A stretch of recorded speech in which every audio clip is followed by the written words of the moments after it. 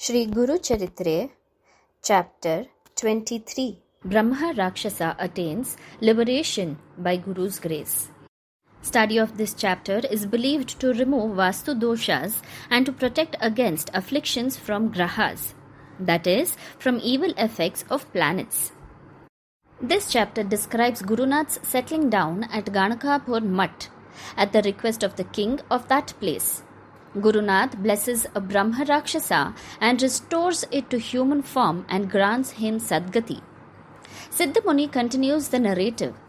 As the news of Gurunath's miracle of making the decrepit and dry buffalo yield plenty of milk and making it wet again and thus relieving the poverty of the Brahmin spread, people started flocking to the Brahmin's house to see the buffalo, especially when it was being milked. Hitherto, Sri Narasimha Saraswati was remaining almost incognito at Amaraja Sangam, not revealing himself to many. How long can the light hide itself under the bushel? The news about the divine sage spread all around. The king also came to the Sangam to pay his respects and obeisance to Sri Narasimha Saraswati. Seeing Gurunath, the king realized that this was none else but the supreme divinity, the supreme being which the Vedas tried their utmost to discover but could not succeed at all, and for whose vision or darshan all the gods, angels and sages do the severest penances and austerities. He is the omniscient, the omnipotent and the omnipresent being who is the creator, the sustainer and the destroyer of the universe, and the abode of all wisdom, auspiciousness and divine virtues. He realized how blessed he, his kingdom and his people were that the intangible, infinite and the supreme being has chosen to appear before them in a visible and embodied form. The king fell at his feet and prayed that he should continue to stay in his kingdom only and should not leave the place and forsake them. He begged Guru to step into his palace and sanctify it. Sri Narasimha Saraswati felt that the time had now come for him to come out of his secluded life and to reveal himself freely to all, and to carry out his divine mission in wider and fuller measure. He was also touched by the devotion of the king and felt that Ganigapur, with the holy Sangam in its vicinity, is a merited place for his stay and for carrying out his mission.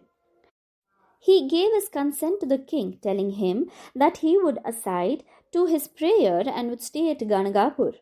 The king was overwhelmed with joy at this and realized how blessed he and his people were. Sri Narasimha Saraswati accompanied the king from Sangam to Ganagapur. He was received in the palace in all grandeur. All the people came out to welcome him, throwing and offering flowers at his feet and waving lights and doing aarti.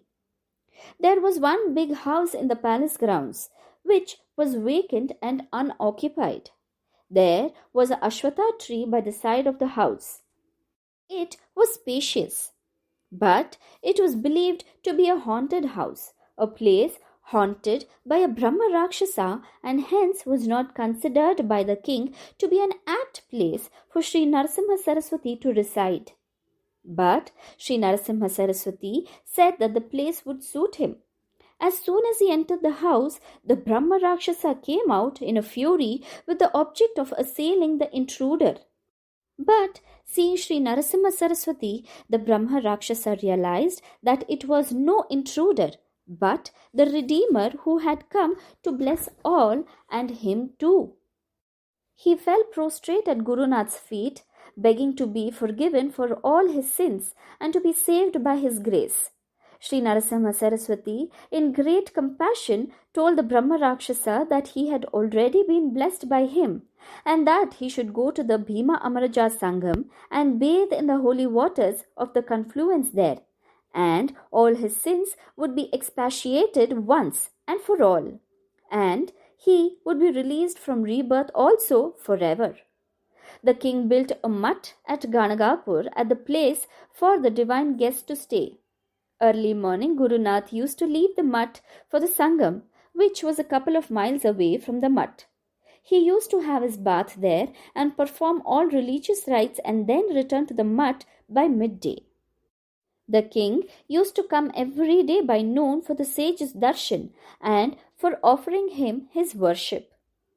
The name and fame of Sri Narasimha Saraswati and of his divine miracles spread by now far and wide, and thousands of devotees used to pour in for Guru Nath's darshan for redress of affliction of their body, mind and spirit. Jai Gurudeva.